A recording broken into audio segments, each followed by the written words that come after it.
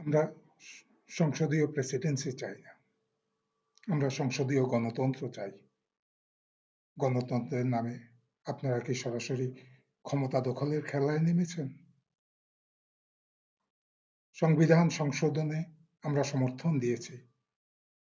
জুলাই সনদেও পাশে দাঁড়িয়েছি। শুধু চাই সংবিধান অনুসরণ করে তা হোক। কিন্তু এটা কি তার সুযোগ? সংবিধানকে জিম্মি করার? গণতন্ত্রকে গলা টিপে ধরার?